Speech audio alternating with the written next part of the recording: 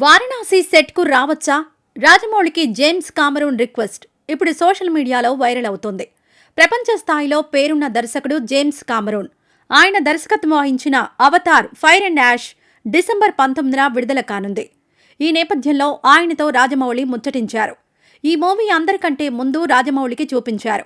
ప్రేక్షకులందరికంటే ముందు Avatar fire and ash చూడడం నాకెంతో సంతోషంగా ఉంది. సినిమాను తీసిన విధానానికి నిజంగా హ్యాట్స్ ఆఫ్.